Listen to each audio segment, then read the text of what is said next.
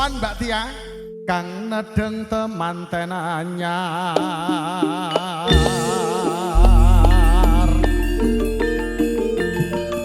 kang Cinondro lir dewa Sari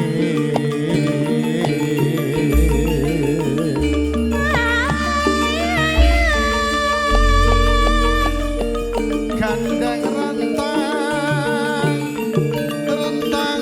runtok mendom mimi mituno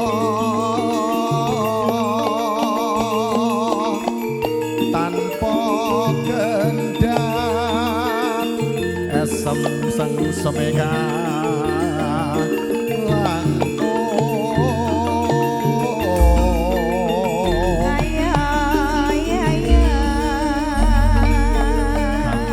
Taman Asmara taneng teng rino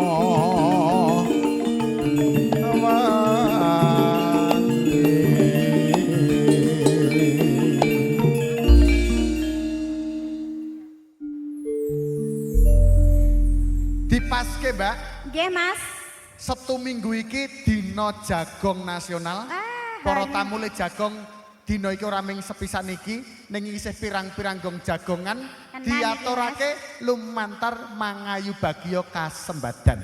Oh iya, langgam kasembadan.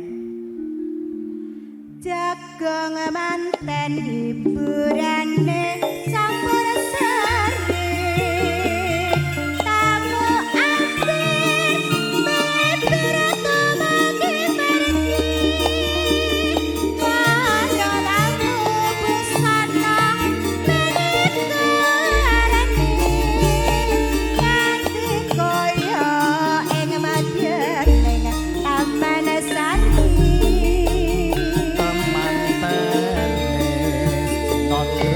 Endang warna putri rata kampung pindha Kamajaya kang sesuka lelangen hangga masmara kang lelana tumurun mrengat sapa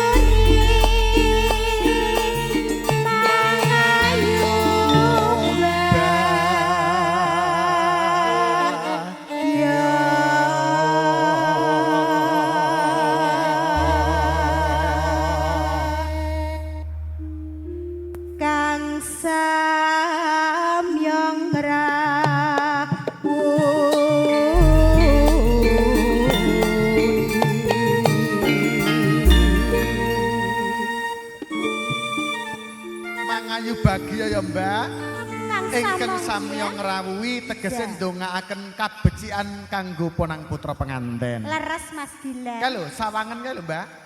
Bapak lan Ibu besan kae sawangan-sawangan to. Iya. Kadang besan sajake melu kalegan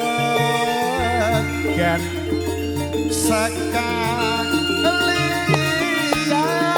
tindak irap kang pungkasan lan pasuryan sumunar mangku pratelan pami wahan gawe sang sem kasem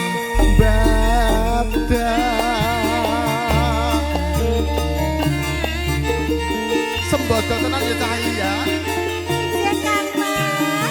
disembah badani kalian catering sinten Cahayu Catering pamungkas campur sarine Tanje musik sound systeme Alino shootinge Dance studio mas Jagong manten hiburane campur sari tamu hampir balabar tumageng maragi para tamu busana maneka warni nganti kaya ing madyan Taman Sari Taman Tenen Sinandra Endah ing warni Putri Rati Aku beda kemajaya Lan sesuka lalangan Ejenas suara Lalalala Tubaran Ing reca kota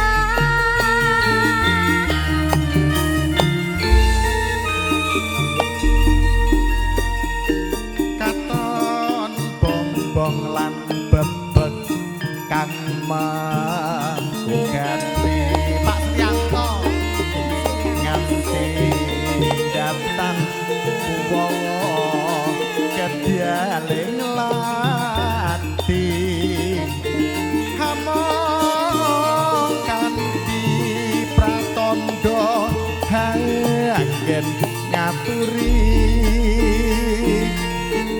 mangayu bagya mangayu bagya utawa ngaturke sugeng rawuh ya Mbak Iya iki langgame kok jan pas ya banget. dipaske ta ya Dasare pawiwahane ya jan luar biasa loh Mas. Iya, Tamune ageng. kuatah. kabeh ingkang rawuh satemah mangayu bagya Ya. kang samya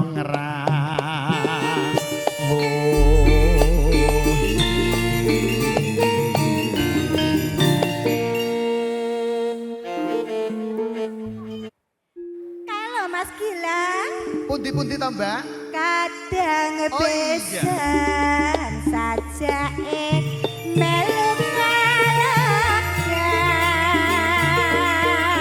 sekali tidak kira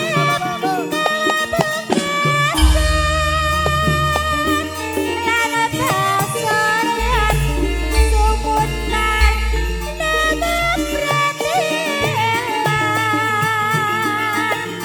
pawiwahan dewa seksap kesembahan